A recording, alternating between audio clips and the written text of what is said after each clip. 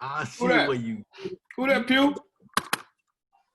Oh, sitting over here with my grandpa. What are you doing? Chilling. We sitting outside, just sipping, hanging out. Where Man, you no. Flip the cam again. Full time. Oh, Pew, that's you, boy. Hey, That's what I'm saying. hey. We walked across his property earlier. Got cows, horses, pigs.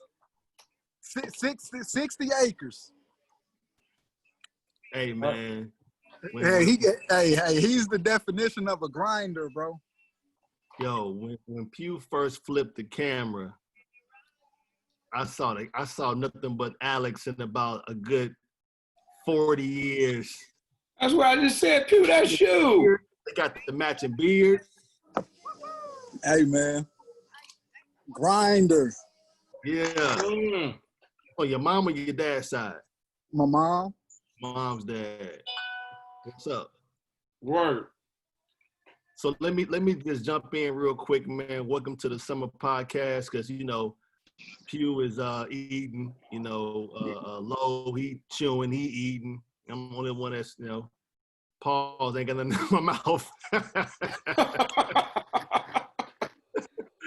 Oh, man. But this is episode 123. Yes, sir. Episode 123. Man, you got Moel Rod. You got good brother Low. And Pew out there road tripping, baby. Hey, man. The building. Hey, Corona can't stop me, man. Got to keep moving. So what you on, Pew? You rolling in the wind right now. Speak on it. Yeah, man. We just on this road, man, making our way to Colorado. So left Friday, stopped in Dallas to visit my lady family, and then we got up this morning and drove to Oklahoma and sitting here with my grandfather, just kind of hanging out. I haven't been to Oklahoma in so long, but shoot, man, I spent a lot of time out here as a shorty. This is where I spent my summers. I didn't come up in the grassroots AAU realm. I was, man, slanging hay bales, riding horses, and everything under the sun. You know what that does, though? That builds character. Oh, for sure. Especially in that heat. I'm sure it was hot as hell outside. Oh, I pulled up. It was 101 today. Look, you start reminiscing the old days. Yeah, what? All memories came back. I swear you look just like your granddad, man. That's crazy. We walked across. He got the full beard. We walked across the pasture, picking blackberries. Folks don't even like real life berry bushes all over his place. We got a bucket full. Look, hey, Lo. My man Hugh said as he walked across the pasture. He didn't say the grass. He didn't say the grass. You got 60 acres, you know what I mean? It's called pastures. Yeah, man. Yeah. It's different. Yeah, totally different lifestyle. Man, ain't it? Out there, it gets black at night, huh? Yeah. Yeah, when that way, all you have is the moon. All you have is the moon. That's the definition of the not hearing nothing. I've never heard nothing in my life. Yeah, it's a different lifestyle for sure. Speaking of a different lifestyle, perfect segue into this bubble, man, we've been talking about. So Pew, the bubble insider, man. What you got? What's new this week? What's transpired? I know a couple players that left the bubble. We didn't heard about snitch hotline, all type of stuff going on in the bubble now. Talk to us. The bubble popping. Players are definitely in the building, and so players are definitely leaving the building. Family emergencies. That's really the only reason to leave. But I know Zion and Montrezl Harrell, both of those players have left the bubble briefly. So, They have family concerns they got to leave and take care of. So hopefully, I mean, depending on when they get back, it should be interesting because they got a quarantine. For what, 14 days, right? I'm not sure if it's the full 14. Yeah, I don't think it's the full 14. I think I just kind of a few days, maybe 8 to 10. But that's still plenty, you know. As long as you getting tested every day and ain't nothing coming back positive. So let me ask you a question, man. When you're quarantining for those 8 days or whatever that time frame is, are those guys allowed to get in the gym? They've been practicing in ballrooms. No. I'm saying when Zion get back to the bubble, I'm saying for those days he got to quarantine, can he get in the gym? Or does he have to stay in his room? To my knowledge, you isolate, self-isolation. Like you gotta by yourself, right? Yeah, cause like that's when they first got there. You know what I'm saying? Teams and stuff first got there.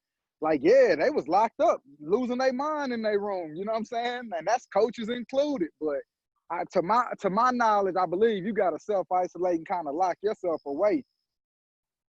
So my thing about that, fellas, is if you got to do that once you are back into the bubble, because we're only about 14 days away from the first game action. Not even 14. First game on the 30th. Right? 30th. Yeah, first game on the 30th. We 12 days away. You're 12 days away from playing. So if you have to isolate yourself for 8-9 days, whatever that number is, you ain't doing nothing basketball related, and then you got to play a game. Yo, yeah. People gonna get hurt, bro. People gonna get hurt. It's gonna be all type of injuries, man. Rondo already got hurt. Rondo already hurt. Got hurt in practice. What does he break his thumb? Yeah, something in his hand. 6 to 8 weeks, he out. Shoot, and then they say with 12 days. James Harden just got there day before yesterday, with his thin blue line mask on, which means that Russ still ain't even in the building yet.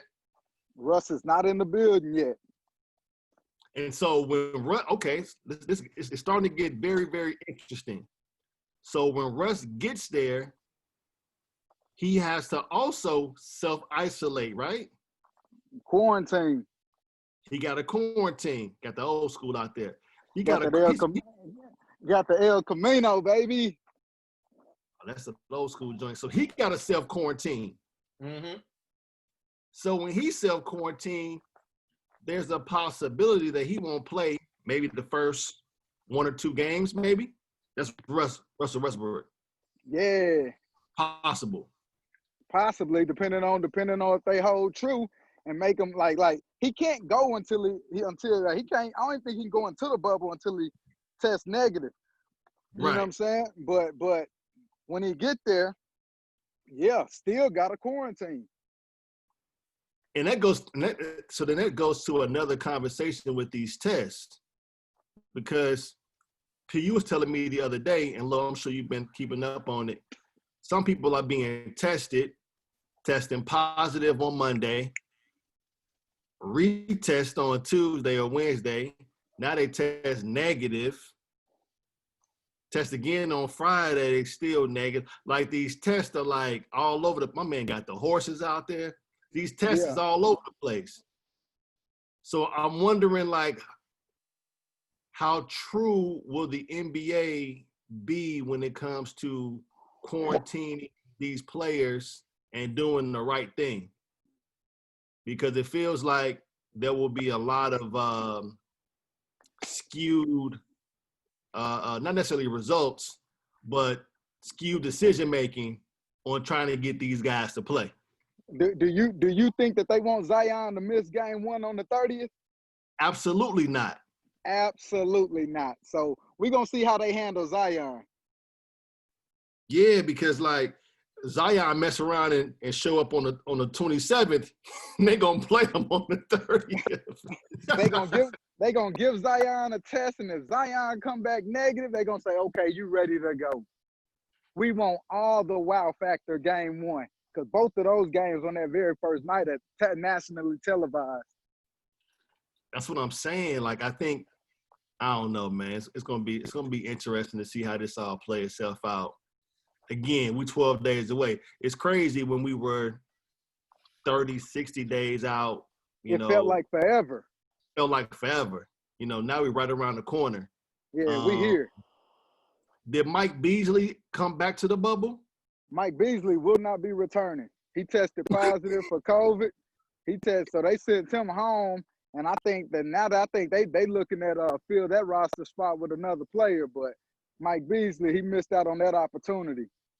So whoa, he got tested. He tested positive while being in the bubble? To my knowledge, yes. He was there. He was in Orlando. So maybe he just didn't have any symptoms before he went in and got tested and then got sent home. I mean, his situation, that happened so fast. Like, you know what I'm saying? Like, they was already gearing up, getting ready to head to Orlando. So when he might have met the team out there. You know what I'm saying? Like, I don't even know if they were still in Brooklyn by the time they looked to sign him. Yeah. He probably was in D.C. somewhere at the crib. Yeah, he was working out. Yeah, he was posting videos he was getting on. super busy. Yeah, he was putting up his ones. Yeah, he was out there putting in work. So that's kind of, who else? Pew? That has left the bubble. The only two that I know is Zion and Montrez, and both of them is family related. So you can't really say you can't leave. I know a few players. I know a few players are expected to leave at some point. For like the birth of their kids and things of that nature. But that's a fraud. But the only two that have left as of right now is Zion and Montrez. Interesting. Hey, Low keeps shaking his head, and he ain't said a word. He's been eating them fries. What you got, man? Nothing. I'm just, hey. I'm listening and just like, come on, man. Come on. I'm not really into seeing, we don't know what's going to happen. But don't know what's going to happen. They're going to put guys on the floor because they need them to play, and they want to make sure that these people are watching what they do. Yeah. You got to test you got to have 2 negatives before you're able to go. And when you get there, you're supposed to have to test again. And they've been having an issue with some of the guys already while they're there, from my understanding, because it's like, can you imagine every time you move around, you're only living in your bedroom? Yeah. You're living in your bedroom for 3 months. That's like being in prison. Yeah, who got in trouble? Bruno Caboclo and Rashawn Holmes. Mm-hmm. They do. Walked out to try to meet somebody. Walk past the gun line. Walk past the gun line. Walk past the gun line. Yeah. Little brakes start going off. Just got busted. And Bruno just went grab something from somebody else. Oh yeah, like some DoorDash or something like that, right? It was some food delivered. Yeah, I heard about that. Like, what we doing, man? What we doing? But that is reckless. Like, you don't even know who you getting the food from. Like, just like that, I heard it was somebody he knew. But even still, like, COVID come from people you know. You know what I'm saying? Like, he grabbed that bag and now he contaminated, and he go back to practice the next day. The whole team mess around and get it. Like, that was reckless. No, it's all reckless then. Are whoever's cooking the food, the chefs, are they staying there all night? Are they in the bubble? The workers that's going to be at Disney, are they in the bubble? They leave and come back. Guess what? They're going to be touching people. They're going to be touching towels. They're going to be, you know what I'm saying? Like, it's all reckless. It's all been reckless. I should have canceled it from the beginning because it is reckless. But we knew they weren't going to cancel it because it's money to be made. So, I know who's not leaving the bubble. Who? LeBron James. Has anybody confirmed whether he's in the bubble yet, though? Oh, Yeah, that's $1 million question. No, I've seen pictures of him. No, you You ain't. seen pictures of him working out. You have not working seen out in the facility. So he got to be there, right? He said that was in the bubble. That is in the bubble. Ooh. See, that is in the bubble. No, that's the assumption. I don't know. Like everyone else that have made it. Of course we don't know. Oh, yeah, you're right. I don't know. I have no clue. I live miles and miles and miles away from Orlando. I don't know who the hell Lo, you asked that question like you know something. Is LeBron in the bubble? He did, didn't he? Yeah. Man, hey, I'm just saying. No. We're not doing that, Lo. Is LeBron in the bubble? I haven't seen him. I haven't seen him. I haven't seen him. Hey, put it like this. If they show Joel Embiid putting on his space rocket suit before he go to the bubble, and when he get outside the bubble, come on, man. Who the number one franchise player of the league? LeBron James. Come on, man. Y'all, you gonna miss out on that? We ain't heard nothing about LeBron. That's a good point. There would have been some photo op. There would have been some photo op taken. You know? Absolutely. Everybody might have seen. He might not be in the bubble. Huh? He might not be in the bubble, but one thing is for sure, his mind is made up. He wants to win. Oh, he definitely wants to win. No. He looking at this differently. Luke, apparently the Clippers, they I guess they had a team meeting and they said it's either all or none. So they had a team vote, and apparently majority won. So that's why Lou Will showed up. He said he showed up to the bubble like that. That was like, because he was kind of on the fence 50-50, but they had a team meeting and they sat down and they said either all of them going or none of them going.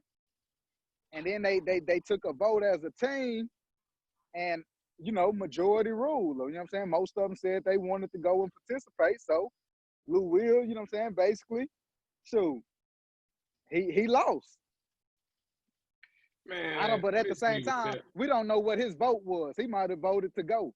But I know, you know what I'm saying? Like that's what I had to my understanding, they had a team meeting and kind of came on a decision like that. So James Harden is there now. James Harden is in the building. Yeah. He's in the building. Does any of this change your selections, your picks on the NBA champion?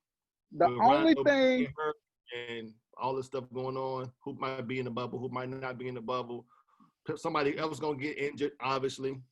All of that's gonna take place. Yeah. The only dynamic that has a slight impact on who wins is just the nobody has home court advantage. That's the major component for me, where it's like, dang, you know what I'm saying? Like, yeah, like it's you know what I'm saying? Like I was listening to Kenny Smith and Charles the other day. Kenny Smith said basically it's a AAU. When they leave, they walking into the same hotels, you know what I'm saying? Like, it's AAU, like, and that's real. Like, there is no home court advantage. So it definitely has that vibe. I mean, just even with, it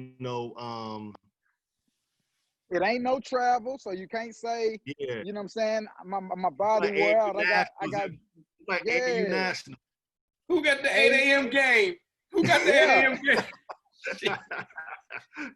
They gonna complain. Whoever got an 8 a.m. game, they in trouble. So, this is different, man. Like, they can't even shower after games. They got to go back to their hotel room. Like, it ain't no changing. Like, it's after the game. head back to your room. It ain't go to the locker room. Let's like I guess they doing team meetings via Zoom. I don't know, man. This junk is crazy. 3 what? 3 months. Can you imagine that? 3 months. 3 months. Man, it ain't gonna last, man. Them dudes gonna have work in town week 2. Oh, they were trying to It's get work. happening now. They having issues now. That's a long time to tell rich grown men they can't get no work. That's trouble. Not even just getting some work, getting some damn DoorDash. Can't even get DoorDash. Can't even get DoorDash. Can't get no Uber Eats. None of that. So you already know they plotting and scheming with somebody on how to get that work in. They plotting and scheming. What's up with this? What's up with this snitch hotline? Oh, that's crazy. Yeah, I got to excuse the noise in the background while we're recording. I kind of push the button on something, so you hear the little papers printing. Oh no, that's all good. So Yeah. the hotline is designed for what, Marlon Lowe? Snitch purposes. Call and tell. Who's violating protocol? Did y'all see the deal that was on Bleacher Report, the video? No. It was a dude he was doing a little skit, man. He mentioned all kind of people. Like, oh, LeBron? No, he's not. Oh, they just throwing all kinds of people. Like people call it. It's the snitch hotline, basically. Yeah. It's the snitch hotline. So let me ask you this: would you call and snitch? Well, hold up, you. So I can understand, and maybe the listening artists can understand. The snitch hotline is designed for the players to snitch on each other. That's the whole purpose, right? Ain't nobody doing that. It's already happening, Mo. People out here is telling on each other? What? Boys ain't trying to get COVID. Boys ain't trying to get COVID. Inform. I mean, now that's been really, really secretive. You know what I'm saying? As far as who's been told on, but I know that the hotline has been used and players have been contacted and reprimanded individually. Mm. You know what I'm saying? Basically giving warnings right now, but you know they coming with some light threats. You know what I'm saying? But yeah, that hotline is what it is. It's a hotline. It's definitely you're right. Now that I think about it, man, you're right. That's because what I'm saying. People lives are at risk. And if you saw someone messing up, would you call? Damn. Now this is you know what I'm saying? Like, okay then. Hey, and you want to win. Hey, he was outside. Yeah, look, it's gonna be some false narratives out there too. Oh, absolutely. I saw LeBron side. Joel was talking. I saw Joel walking down the hallway with a female. She shouldn't be here. It's gonna be a lot of shit. It's gonna be a shit show. I got a question. I'm listening. And I haven't heard anything else about it since we last talked about it. How many players put on that ring? I haven't even heard nothing else about the ring before they went into the bubble. Low? Have you heard anything about that, Low? No. I mean, I can call and get some updates. I've been kind of just chilling, letting them do their thing. But that's a real question. I want to know, like they talk about everything else. Like, what percentage of the players actually put that on? I mean, if they're trying to really regulate, they probably need to enforce it. Obviously, you can't play with it on, so I guess it's only when you're not playing. I don't know, man. I think it's so many risk involved in all of this.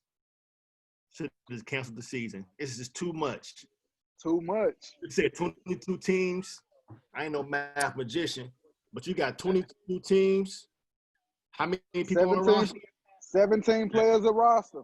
Hey. That's 374 people. coaching staff. You probably got maybe close to, you got media out there. You probably got close to 500 people that you're trying to monitor daily. And like you said, they grown. So hold up. Grown and entitled, rich. grown and rich, entitled, all of that.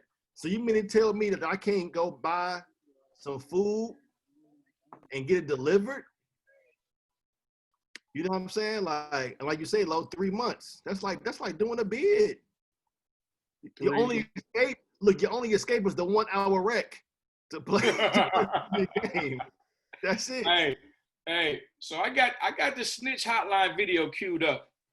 So please play it. Yo, huh? Please play it, cause I you gotta play that. You gotta play that. oh, let me get this thing here, man. Oh, it's classic. It's classic. Snitch hotline. Oh yeah, check it out, man. Check it out.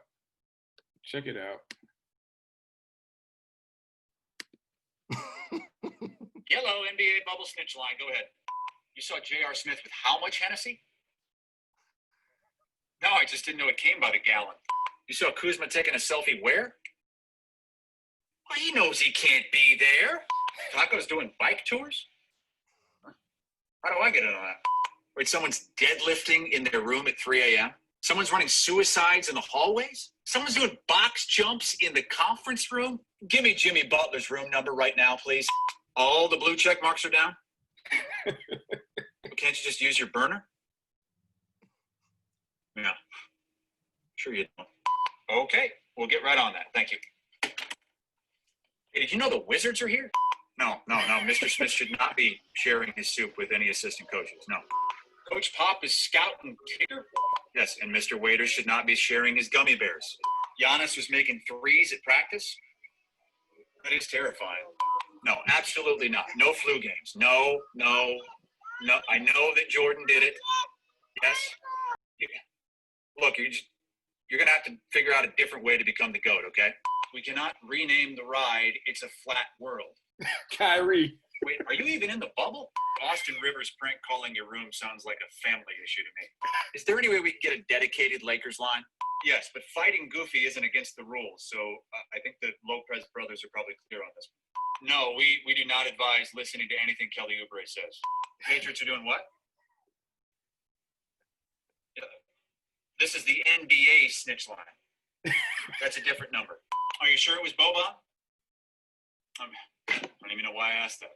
Guys, we got a code orange over here. Code orange, LeVar Ball sighting sector 4.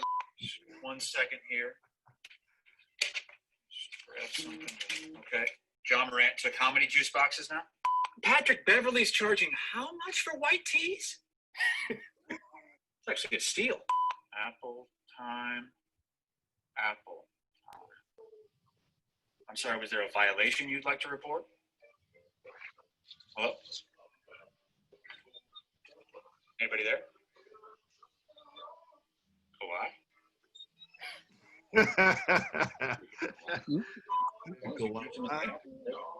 Yo, I've got a package from Chris Paul on its way here. Check this, the end of it. A package from Chris Paul.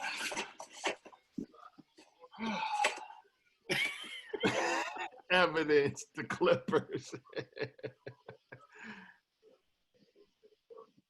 Probably the Rockets too, huh? All this former team. Yo, that joint was nice. That was nice. Like when he said something about Deion Waiters and the gummy bears. Yo. He said J.R. Smith is bringing Hennessy. He say, I didn't know they sold it by the gallon. By the gallon. My man looked like Chris Herring a little bit. That's funny. So yeah, I mean, you know, I guess as the world turns, as the bubble turns, man, we'll touch back on this topic, man. Every week it's gonna be interesting. Stay tuned, man. For sure. You know, Pete, you mentioned Barkley earlier, and Kenny the Jet on TNT. What's y'all's take on this whole Barkley and, you know, Barkley kind of called out DeSean Jackson, Ice Cube. He called out DeSean Jackson and Nick Cannon. got it queued up too. Yeah, you can play that. I mean, I wasn't mad at what necessarily what Barkley said. Some of it is a little. I mean, yeah, you can't combat hate with hate. You know what I'm saying? To a certain degree. I mean, Right. you gotta. I mean, the world we living in now is crazy, but yeah, go ahead, play it. Hold on, before you play it, Lo, real quick. My thing is that, and I tweeted this the other day, I feel like we lose momentum. You know what I'm saying? I feel like we are now being distracted in a sense with all this extra conversation ain't got nothing to do with what we were talking about just 2-3 weeks ago. You know what I'm saying? And that's my biggest thing is like, let's keep the main thing, as Yurik Maliki say, let's keep the main thing. Like, let's not deviate from what we were talking about. And that's how, you know, we can get caught up. We can get caught up in these symbolisms. Oh, well, you know, they're going to put Black Lives Matter on the bus, and you can put you can have the jersey name. Like all of that's cute, man. That's not what we're here to talk about. We want some real changes, some real opportunities, and let's keep the main thing. So I agree. I think what Barkley was saying was essentially that. Like, let's refocus. We kind of getting off track a little bit, and let's do that. So that was my take on it. But go ahead, Lo. What you got? But did Barkley also keep it going as well? Because Steven Jackson came back at him. Oh, I ain't see Steve Jack response. Oh, yeah, Steven Jackson went in. We got it I queued know he up. did. We got it queued up. Let's play this. Let's hear what Barkley got to say right quick. Let's hear what Barkley got to say about the bubble. I mean, I say the bubble. About the shenanigans, right? Yeah, the shenanigans. Here you go, Charles. Let's go. Come on, Bart. My man Low Pod, man. DeSean Jackson, Steven Jackson, Nick Cannon, Ice Cube. Man, what the hell are y'all doing? Like, y'all want racial equality. We all do. I don't understand how insulting another group helps our cause. And the only person called y'all on it was Kareem. We can't allow Black people to be prejudiced also, especially if we're asking for white folks to respect us, give us economic opportunity, and things like that. I'm so disappointed in these men, but I don't understand how you beat hatred with more hatred. That stuff should never come up in your vocabulary, and it should never come up in your heart. I don't understand it. I'm never going to accept it. And I'm asking you guys, I'm begging you guys, man. You guys are famous. You got a platform. We got to do better, man. I want allies. I don't want to alienate anybody. And to take shots at the Jewish race, white race, I just don't like it because it's not right. And I had to call them on it because it's really been on my heart. Right. Yo. Spit it out. Yo. That's what Barkley said. You know what I mean?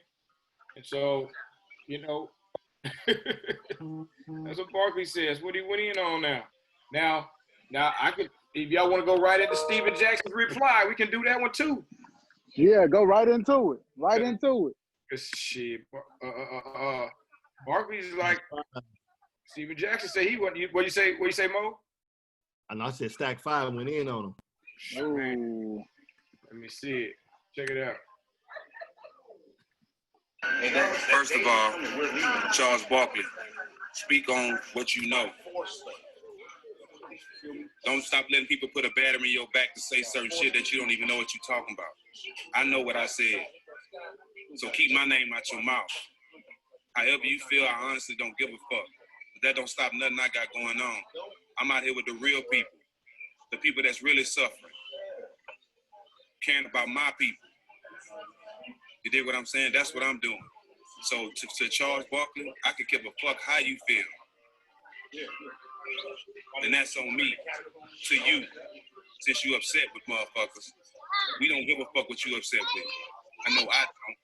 I'm gonna keep doing what I'm doing. The people supporting me. The people standing with me. While y'all up there sitting on TV rubbing y'all fat ass bellies. Y'all got me fucked up. Yeah, I'm gonna reply. Ain't nobody else gonna say nothing. But y'all keep that same energy when y'all see me too. First of all, Charles Barkley, speak on what you know. Yeah. And see, like, Yeah. I don't like that for neither one of them. You know what I'm saying? Because, like I said, it's not what should have taken place. Like, I don't know if Barkley has. I would imagine if you're on that level, you can get to anybody. You know what I'm saying? Like, you have access to Barkley and Nick Cannon. You could have got on the phone, because see, sometimes, and we've all done this before. We've all said things, especially over social media, that could not even social media, just in a text. I could text Lo something, and depending on how he may feel, he might be like, "Yo, is Mo coming at me? He's asking me a question." You know what I'm saying? It could be misconstrued. You know what I'm saying?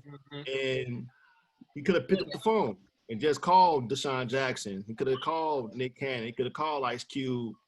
That didn't have to get aired. You know what I'm saying? They could have had a conversation about those situations and issues. Now, I was doing a little research myself, and I was listening to, DeSean Jackson's situation with Nick Cannon, and I don't, like I said, I don't think that they were coming from a place of hatred. I think they were just making a stance on what they felt was best for Black people and what Black people should be looking to educate themselves more on, knowing themselves and more about us than it was about them. And I think it just kind of, when they relayed that information or that message, I mean, they're not, no disrespect to DeSean Jackson, but he's not like a scholar per se. You know what I'm saying? He hasn't written a book. He's just a football player and a man that has a platform, and he has a lot of followers. So yeah, he probably could have worded some things wrong. I mean, worded some things differently. But I don't think that he meant any malice behind what he put out there. Same with Cube, same with Steven, same with, Stack 5, same with, Nick Cannon. I think they was just, voicing their opinion about how they felt about the Black community and what we need to be doing for ourselves. And on top of that, I think, again, let's keep the main thing. Like, we got distracted. So, like, the momentum is being shifted by focusing on anti-Semitic comments. Low 5-15. 60 days. That's what scientifically is what people, over the history of studying Black people, that say how long Black people can stay focused and angry, the longest they stay angry or focused on something, since like the 60s, since the bus boycotts.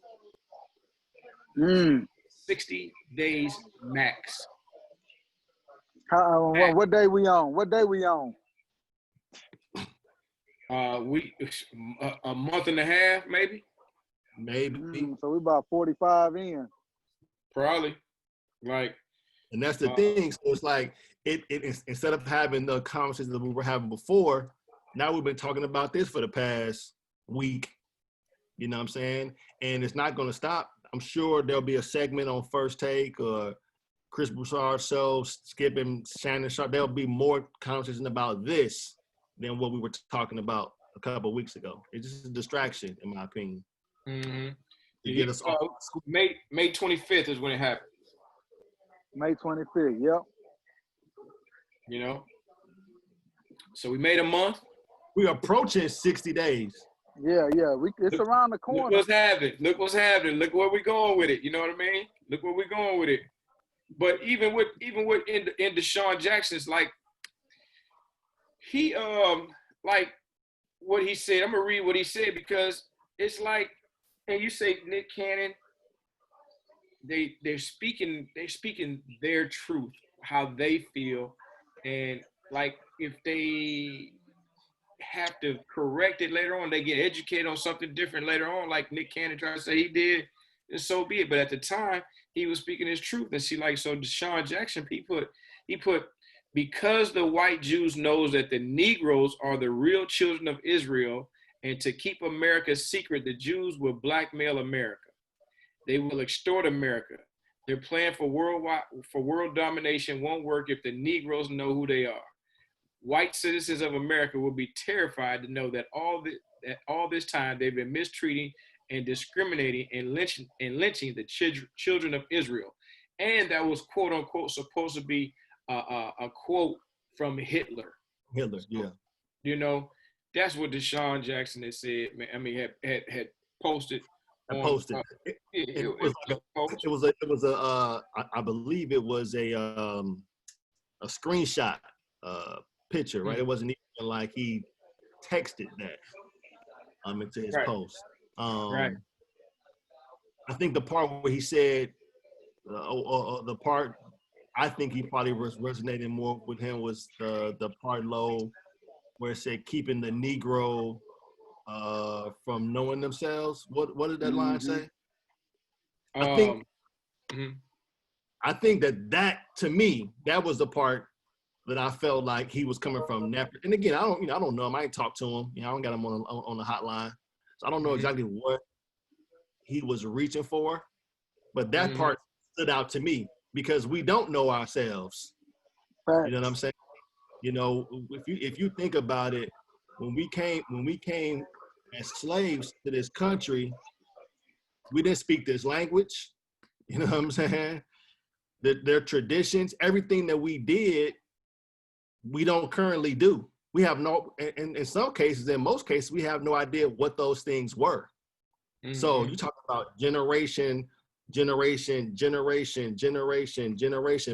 about 4 or 5 generations from even having that understanding of what it was like. We've been taught these things since we've been here. You know, things like, you know, don't eat with your elbows on the table. Well, what if in Africa, what if that's what we did? And that's how we got down.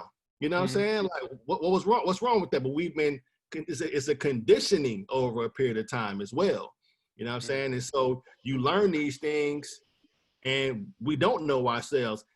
If you think about it, we get 1 month in the year for Black History. And not saying that you can't go and find out these things on your own. Not saying that. Absolutely. But we've been conditioned through the education system to learn about ourselves for 1 month. We've been told that Christopher Columbus discovered America.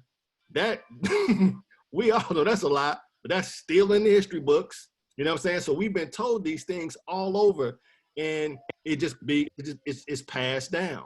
It just passed down. Right. Unfortunately. Right. You know what I'm saying? Right. Yeah, because school is not teaching you history or what you want. School is about socialization. Socializes you into somebody else's lifestyle, teaches you how to live like they want you to live. It's not teaching you how to be who you're supposed to be or what your family, your lineage is supposed to be. So it's all about teaching you to be, breaking down societal norms, make you be a part of the society. So that's what it is. School is about socialization and socializing people. Yeah, at the end of the day, that's exactly what it is. And just be able to regurgitate some information that you're taught. You know what I'm saying? Yeah. So it's and again, just kind of going back to what my point originally, being passed down through generations. Like I mentioned, language, our heritage, the foods that we ate, you know, how we interacted with each other. I mean, if you think about that, like if the 3 of us were slaves and we're pitted against each other, you're going to teach your kids something, right? I'm going to teach my kids whatever I've been taught, whether it's right or wrong. There's a lot of like unlearning that we have to do, you know what I'm saying, as well. Things that we were taught that were the right things. And in most cases, man, it really wasn't, you know what I'm saying? And so that part about the Negro not knowing themselves, I felt that part more so than the world domination of I wouldn't even listen to that part. I'm solely focused on us, and I think that Nick Cannon and Cube and everybody else is focused on us.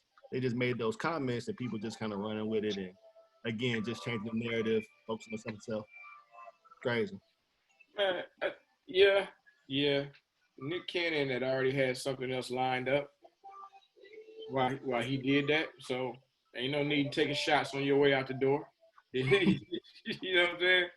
And then Q is I didn't hear Cube. I don't know what Cube said. I don't know what he said lately either. But Oh, I don't know. what I would say is this: we can't continue to blame Q for things that he did in the past, because as we get older, we change. We realize things that we did was wrong and we change. So we got to be able to see what Cube is doing now to rectify some of the things that he did, or his change of thoughts. I didn't see what he posted. I know he said he would pay $100,000 fine for whatever when people broke into Walmart, but during the riots, I think at Target. But we just got to kind of see what they're doing, man.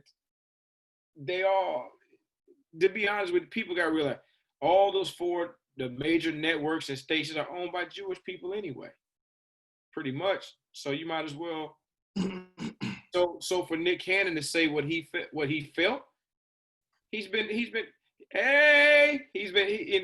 Nick Cannon to say what he felt, he's obviously been around that. He understands how that dynamic works, and then he always, I really like what Umar Johnson wrote on his social media, man. I thought that was he did a little thing to Nick Cannon. I thought that was pretty dope, man.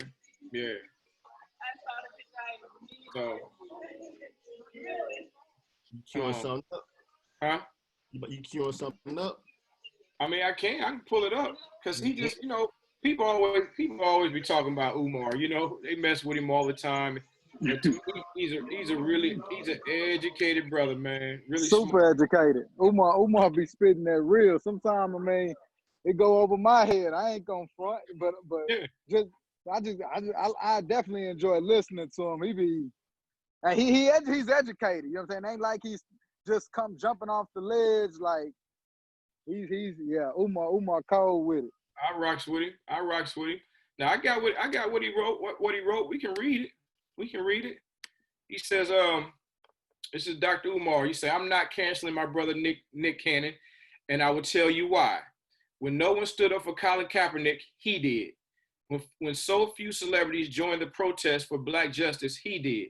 The only reason he got exposed is because he dared to challenge the limits. He interviewed persons on his podcast that most celebrities, including these fake gangster rappers, wouldn't dare to be seen with in the same room. They wouldn't have dared to mention Dr. Wellstein's ISIS papers in a public conversation, nor would they have ever ventured to complete Nipsey's Dr. Sebi documentary. My point is simple. I would never cancel a brother or sister's entire body of work because of one mistake. He challenged the status quo and indicted the white power structure so that they threatened to destroy him, period. How many of you have done even half of what Nick has done for the community? How many of you would stand alone? How many of you would stand strong and not capitulate when your plantation job gets threatened? How many Black celebrities can you name other than Dave Chappelle, Kaepernick, and Nick who have actually challenged the system? Yet you continue to support those other Negroes. We will all make mistakes, but learning from them is the mark of the superior man. Keep your head up, Nick. Dr. Umar. So, I thought that was well stated, man, because Nick on his podcast, man, he brings on some powerful people, man. They talk about a lot of things. He mentions books, he mentions history. It's not the first time he mentioned Jews on his podcast or about Black people doing this. It's not the first time. I think it just got, to the point where I know where he had Professor Griff on there the other day. Mm-hmm. And by the way, they took that down too. They took it down. They took it down, but your boy got it. So, it is what it is.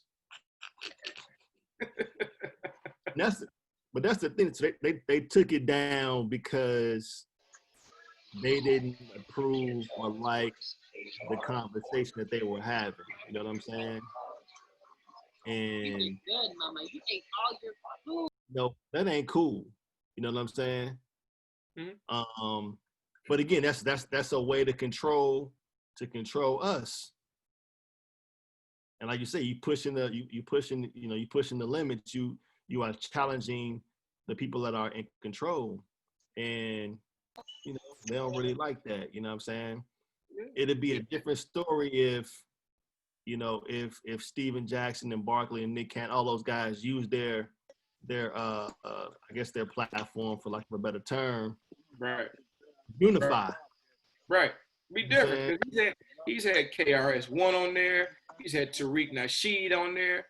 So he's had a multitude of heavy hitters that talk down on who uplift black people. Uplift black people and try to lay out the system right in front of you. So he hasn't been shy about trying to give people a platform to enlighten everybody. But researching something, it's hard for us to research, man. We would rather, let me tell you something, man. It's hard for me, to be honest with you, just me. It's hard for me to sit in the car now and really listen to music. Like, real talk. I throw on some enlightening, whether it's podcasts or I put on shows. I need to hear conversations now. I listen to conversations, and I've had a conversation with either my boys are talking about. Listen, man, we can't listen to the music that when they be calling these women these bitches and these hoes, and I get it. I said, but we got to kind of move away from that, because we got to make everybody feel proud about who we are. And if we keep doing it like that, and right now, some people, whoever want to get on, they're going to do that. They're going to use that because that's how they feel like they want to get on. But we got to find a better way. So we have those type of conversations. I think that's you're what, 40, what, 44, 45? No, a little bit higher. 46? No, a little bit higher. 47? One more. That's 48-year-old Marlon. You know what I'm saying? I'm 40. I'm 41. I'm 34. And I'm the same way. I listen to music, I do. I'm listening to more podcasts and things of that nature when I'm riding in the car. You know what I'm saying? That gives me more just mental stimulation. Like, I can listen to music as well, but I really like hear things. But when you were 24, obviously we didn't have podcasts, but you was just doing things a little bit differently. Yeah. And pass that information down to your kids so when they 24, hopefully they be listening to the same thing. Exactly. You know what I'm saying? But again, that's talking about, generational things and how you can kind of break certain cycles. I think it's important. Like I said, man, I want to make sure that, people continue to, push for what we were initially pushing for. The irony is that, the masses didn't understand what we were talking about, 2 years ago, 3 years ago, 4 years ago, 10 years ago. Who didn't understand? The masses. They understood it. They just didn't care, right? They like even to this day, like, shoot, they not mad about what folks is fighting for. I mean, they're really mad that they can't do it anymore. You know what I'm saying? That's what they're standing up fighting for. You know what I'm saying? It's like, I don't know. That they know exactly what's going on, and they know exactly how they've treated people of color. And like I said, they're more so mad at the simple fact that now people are starting to say, no, you can't treat people of color in that form, fashion. Like, what do you mean I can't? This is how I've always done things. Yeah, times have now changed. You know what I'm saying? I've always done that to those guys. I mean, like, if you hear, like, you really listen to the basis of their arguments, and when they're mad, it's like they just don't want change. Why do I have to treat them fairly? Yeah. That's a good point. I agree, but they just listen, man.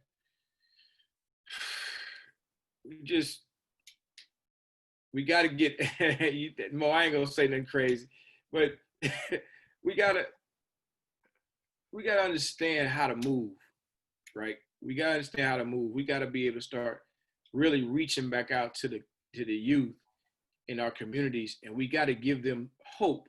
First of all, by giving them hope, what we gotta do is set a foundation, whereas the community can take care of them and give them everything that they need.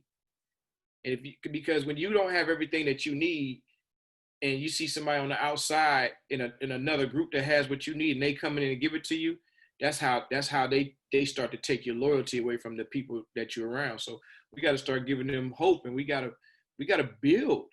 We got to build. But even that, I'm gonna tell you something that was really strong, and I even heard this from Dr. Umar himself. So I'm not trying. It's not my words, it's his. But he said, listen, individuals. You know, y'all hear me talk about Africa a lot and different things, but he says individuals can be successful outside of Africa. Individuals can be successful outside of Africa, but the group can only be successful with Africa. Like, that's just it. Like, if we want to be successful and move forward, we can't stop saying that I have no affiliation with Africans. I have no affiliation with Africa. I'm an American. No. Because even the people who are here still claim their home base or wherever they are. And I don't care if you was born here or not, you still have your roots and your foundation and your heritage goes all the way back there. And if that's our location, who has 95% of the resources that's used around the world, why would we not be trying to connect with our homeland to make sure that if anything happens to us, if they have to cut it off for somebody else, they would. You know what I mean? Like, if they knew, like, if they did something to us, that they would lose off with all kinds of resources. But we got to learn how to work together. We can't disassociate ourselves with that place. Yeah, that goes back to the point I made earlier about the generational. I don't want to call it a curse, but I guess it is a curse, right? So we were stripped from it. And if you think about it, the only images, especially as a young person, that you saw of Africa was people living in, impoverished conditions. I've never been to Africa, you know what I'm saying? Mm-hmm. And so when you see those images of, these kids with big bellies and their skin and bones and flies all over them, those images don't even make you want to connect. And again, like you said, it's ingrained in your mind. So you don't. So if your parents ain't, of that ilk of saying, hey, Africa this, and you're learning from it as the kid growing up, then you don't know. Then you become of age and you have a different outlook. It's like you said, giving the kids hope. So now you got to talk to your kids and let them understand that there's a difference and that they should be, proud of being from that continent. No question. And again, it's just a mindset. It's just a mindset. Things that we have seen, have traditionally. My man Pew playing Bones. I just had to mute him. You had to mute Pew, but you just have that. It's all mental. It's all mental, and the images that you see, will keep you. Yeah. Oh, absolutely. Mm-hmm. Absolutely. You know what I'm saying? Because, people, I'm kind of digressing a little bit, but people were hot with Kanye when he made the comment of slavery was a choice, right? He was hot. And that was a stupid comment, man. Kanye straight up out of line for even saying that. I'm going to tell you why it wasn't stupid. I'm a big Kanye fan. I'm a big Dame Dash fan. People don't like their delivery, but if you really sit down and listen to them, they be on point. What Kanye was saying essentially was, again, it's all mental, right? When we came here, we were beaten. You know what I'm saying? We were beaten. We were raped, pillaged, everything you can think of to, again, change your mind. That'll fuck you up. if I'm raping you and beating you and not feeding you properly, then you're gonna pass that information to your child. Like, you know, you gotta stay in, you know, you're gonna tell little Jalen, stay in place, man. Don't buck the system. So when he said it was a choice, he was just saying that we needed more Harriet Tubmans out there. That wasn't, because in her mind, she wasn't built like that. You know what I'm saying? You had people, she was trying to free slaves that was like, nah, I don't wanna do that. I'm gonna go ahead and just stay here. You know what I'm saying? So when he said it was a choice, that's what he meant. He didn't mean that we decided to come here and we was okay with being here. Of course not. That was kind of foolish for people to even think he even thought that way. Right. He was just saying that once you're here and you see what time it is, how many of y'all gonna really buck the system and get up out of here, or y'all gonna just relent and just stay being a slave? So from that perspective, it was considered a choice because you could have had Harriet couldn't free everybody because you know what? Everybody didn't want to be free. No doubt. Yeah, like I say, when it comes to Kanye, yeah, he might be a little polarized. He might do some crazy things, but if you really just sit down and think, like, nah, he ain't crazy. He ain't illogical. He know what he's talking about. And you know, again, people took that comment, in my opinion, the wrong way. Because, like, of course, nobody thought that we had a choice. Like, when they pulled up to Africa, we was like, yeah, we want to go with y'all and be slaves. Who the hell type of shit is that? Like, no doubt. Nobody. That wasn't a choice. Right. It was mental. Right. And even like what you said, going to add a little bit more on what you said, is like you said, it was a choice that it was many of the times it was the women. Reason why it was like this. Women love their children so much they want them to grow and prosper. So when they take that man and they put the arms, the legs, tie him to one in the horse, and they make an example of that man in front of the children, right? And the women, and they pull that man, they kill him in front of his family. Now the mother has to do one or two things. She either says, be like your dad, strong like your dad, and the kid gonna think eventually end up dead. Mm-hmm. Or you don't look at master in his eyes. Hold your head down. Make sure you respond to him. Don't go around there, go around. So the women kind of teach them to be docile, unknowingly, in order to make sure that they have life, that they give so that was a choice they made, which in all actuality, I'm sure we had to do all over again, we would say, listen here, man, women, you're going to be a man. You're going to be a boy. That's why we had this conversation today about ours. Mm-hmm. You know, it's like, look, make sure, and this might be controversial, so, but it's cool because we talked about the BLM, the Black Lives Matter deal that's been corrupted, you know, and it's not for Black people. But we talked about the women have a lot of, they say they have gay friends, a lot of gay men. They are with gay men. And I told them, I said, see, to me, that's part of the problem. So y'all are giving them a pass. Tell them jokers to man the fuck up. Be a man. Don't be like me. Let your nuts hang, man. You know what I'm saying? Like, men are here to defend, protect, and support the women. And I say, if y'all keep saying, it's so cute. No, it's not cute. You know what I'm saying? Because if somebody needed to protect you, they can't run behind the sofa like you. They need to be able to stand up and take, you know what I'm saying, and have, not just that, but as things go on, you see they starting to give men where they say men can have babies. Where are these wombs coming from? There's a lot of Black women that's coming up missing. And guess what? Who they giving them to? They giving them to men, primarily white men. But if a gay Black man can stand in line and say, yeah, we're having a baby, he would take it too. So he's trying to be like you. He ain't trying to be your friend. He wants to replace you respectfully. You know what I'm saying? So they got to learn how to man up. Stop trying to think that you got to let these men be. As women, we need providers. We need men. We need protection. So even thinking about back in the days, that's what a lot of these women, they probably wish they would have done differently instead of making the child hold his head down and respect. Now you make this man grow up and say, hey man, you know, if you touch me, it's going to be on. Now it's different. but they didn't want their child to have to face that. There was an image. Now there's an image. I'm sure we've all seen it. It was a picture of a plastic chair.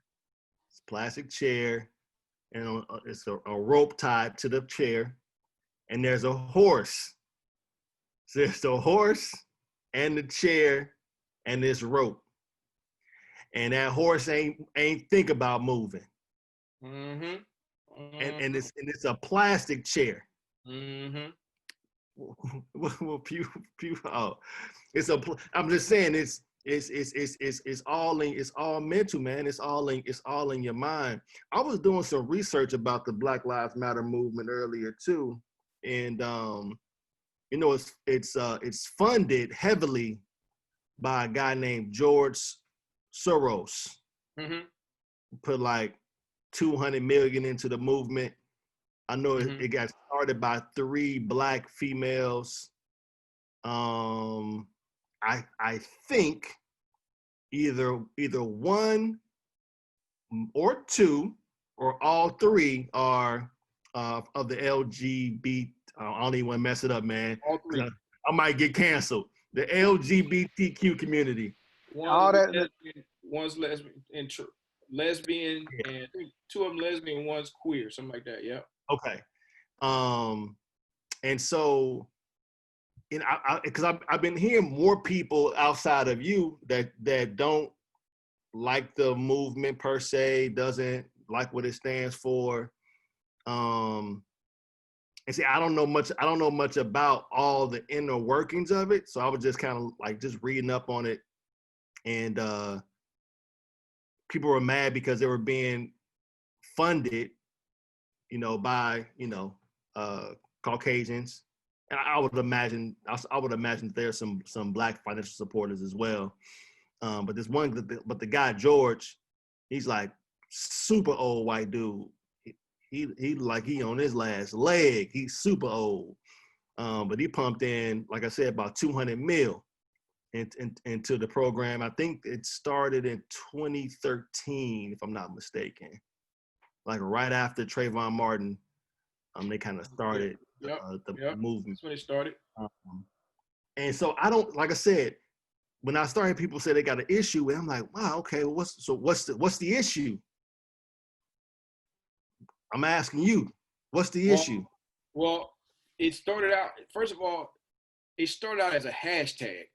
Right. And then it turned into a organization, right?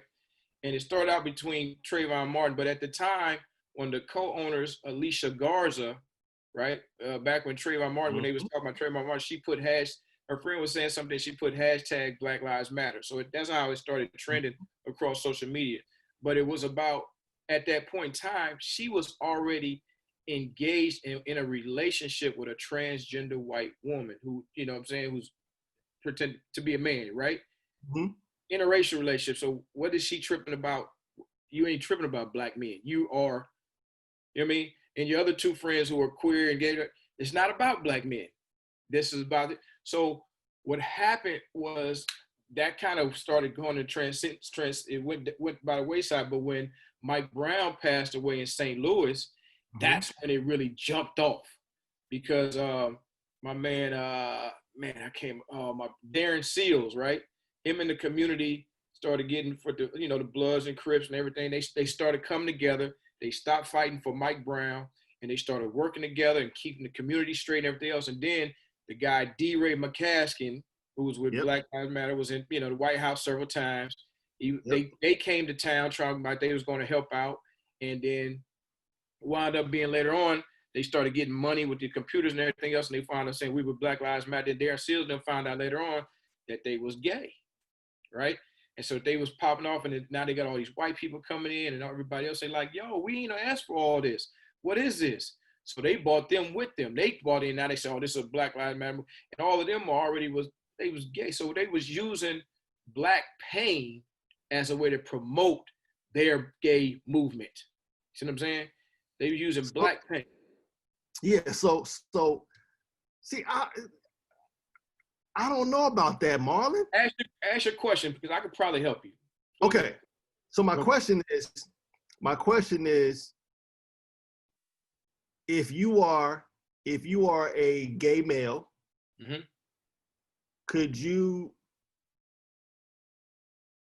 would your agenda only be to help gay males? You couldn't find yourself assisting gay women, straight men? When people found out what their movement was about, you haven't heard from them since Mike Brown until this last George Floyd. Right? Because people said, "Yo, we not supporting that. We went away from that," right? So when people found out, and on their website, it says that they are against the traditional nuclear family. They are not for the nuclear family, which is man, woman, and child. They're supporting gay, transgender brothers and sisters and everything. On their website, it says that. On their website, they've just changed it within maybe you can still find it someplace, but just a month ago, it was still there. Because I remember in 2015 when I started riding, I was like, yo, this is back in I think Mike Brown was 2014, but then I was like, yo, and I found out about the early parts of 2015. And so I've seen, it's been like that over the years. And so that's their movement, is for queer and transgender and to disrupt the nuclear family. So if you talk, and even they never say anything positive about any men on there, especially black men, talking about Black Lives Matter. They don't say anything positive about black men. It's about disrupting the nuclear family. And if you're talking about doing that. So really, look, I'm going to do a deep dive next week. Yeah. I'm coming back on that one. No question. I know it's blacklivesmatter.com is the website. And I was in between the Barkley and DeSean Jackson and all that, and DeSean Jackson. I was kind of looking at a bunch of different stuff.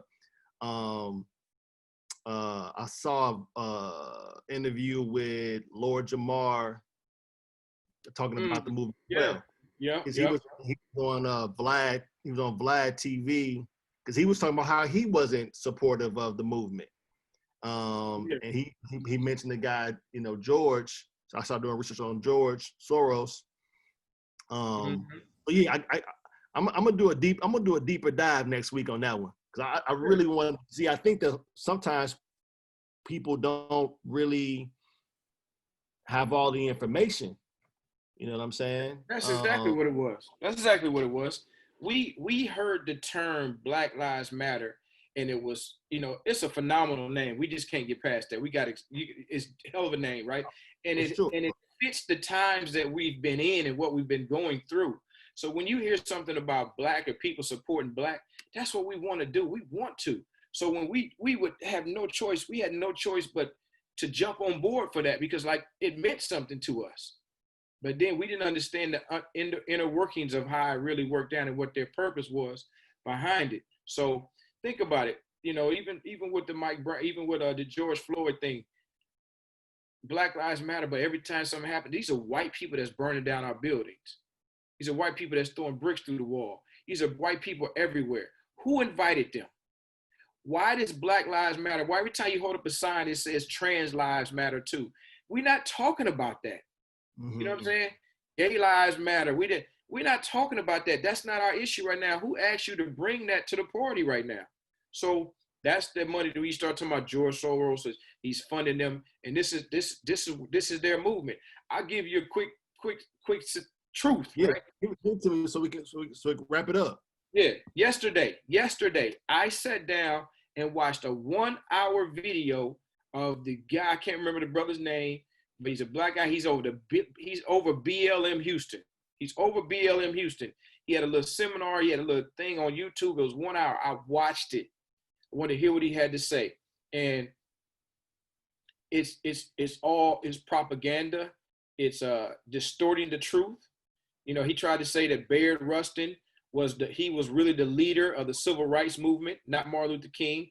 Bayard Rustin was a gay black man that was found on numerous occasions sleeping with white men, having in the military with white men. They kicked him out of Nigeria and Ghana because they saw him trying to have intercourse with children over there, right? Lyndon B. Johnson put him in on the March on Washington. They was going, he got in with the president. Long story short, I wrap it up. And they implemented him into the movement. to tell what was going on. This is a gay black man, right? And so he tried to say, this guy from Houston, BLM, said that that was our gay movement. Like Barry Rustin, that was our civil rights movement, was for black people. No, that's not accurate. You know what I'm saying? That's not accurate at all. But if you don't know history and know Barry Rustin's, where he came from and what he did, even against Martin Luther King Jr., you would know. Barry Rustin, he told Nigeria and Ghana was about to go to war with Europe back in the days, in the 60s, because they was trying, that's when they was being free. He told them, no, use nonviolence, use nonviolence. Then he came back and he told Martin Luther King, use nonviolence, right? And they listened to this man, right? And then when Lyndon B. Johnson was trying to go to war, Martin Luther King was saying, no, we got to be nonviolent. Barry Rustin said, nah, we need to use violence. I'm siding with Lyndon B. Johnson now. See what I'm saying? So he chose the people who he was sleeping with. He rolling with them. See what I'm saying? Like, you a traitor. You're a traitor. And then he said that, you know, Stone Ridge, the hotel in New York, that's where it started. But long story short, as a rapper, he took a picture back to the 1620s when slaves were first coming off the ship, right? And he said, we were there too. There's no history written about us there, but we were there too, to make it seem like LGBT goes way back. And that's not accurate. There's no history or written record of that. Because I'll tell you this, for anybody that starts to think about this is what it was. No. In Africa, in most languages, they don't have any word for homosexuality in Africa, right? No word for that in their language. And so the first thing we've heard for black people, slavery to us, the first time we felt homosexuality was slavery. So if you put a synonym for slavery, that's when they got us on the boat and they raped the women, the children, and, you know what I'm saying, the men, you know? So that's the first time we was put, that kind of thing got into our psyche, was the fact that, so when they enslaved us and they started being homosexual, that's slavery to us. Colonization, when they came in using, that's slavery. So those are the synonyms we use for each other, slavery and colonization. So it wasn't something that we did before then, you know? Everywhere in Africa, when you went somewhere, whether it's Egypt or the pyramids, and you see a monument of a man, you got to see a monument of a woman the same height. A king, he built a temple the same height. His wife's temple was the same height. We were equal. Now, when you talk about Greece and stuff like that, you see men standing up and you see little boys all around their waist and hugging them. You don't see men with women over there. So they brought that to us. So for him to sit back and say, this is who we were when we got off the boat, that's not accurate. He's distorting the truth, and he's leading people to he's trying to change history. You know what I'm saying? So, long story. I'm sorry for going on. No, that was deep, man. That was good stuff. Cause I didn't know about the guy. What'd you say his name was? Bayard Rustin. Bayard. Yeah, it's Bayard. Okay, Bayard. Yeah. I never heard of him. I'm gonna look him up. Hey, man. And see, check it out. Also, he was cool with A. Philip Randolph. Philip Randolph was another black gay male. He was the one who, guess what he did? He the one that came up with this, the plan to get Marcus Garvey removed from the United States because they wasn't cool with his plan. And it was gay Edgar Hoover, the black president. No, I'm just saying that it was Hoover. He was a white president. He was a gay white president who had, you can look it up. He was confused about his sexuality. He was messing with boys and everything else. And so all of them was working together. So you got to look, this is a movement to try to, it's always been about trying to please whoever is in power. And we just get, people don't. The power usually comes with the money. See what I'm saying? 10 times out of 10. So and then you say who's funding BLM now? You know what I'm saying? My man George, he put that bread in their pocket. Yeah, it's like GLM now, gay lesbian movement. So let's park it, man. Hey, this is a deep one. If you out there listening, man, you got some research to do. I would advise everybody to, you know what I'm saying, get the Googles out and look these people up and become more educated on some of these topics, man, because a lot of us just don't know, myself included. About 100%. I didn't know the inside of BLM, and again, I only cracked a small surface today. You know what I'm saying? You're gonna check the website. If you check the website, trust me, I got the link. I'm gonna shoot you the screenshot of the link, and they just updated and made it even longer before a couple months ago. Now at first it was real short. You get towards the bottom, you'll see where they sucking you in, making you feel good in the first couple paragraphs. And when you get to the bottom, they tell you what their real agenda is. And so it might not be on it now, but I'm gonna shoot it to you. Yes, sir. Sure. Hey man, this Mo Elrod, man, episode 132 signing off. My man Pew out there playing dominoes, playing some phones. He probably out there getting his ass whooped. Man, it's 1-1 right now, man. It's 1-1 right now. This dude don't stand a chance, but he swear he nice. Really? What's up, Grandpa? Hey man, he over here mad at me right now. Cool dude, man. Hey man.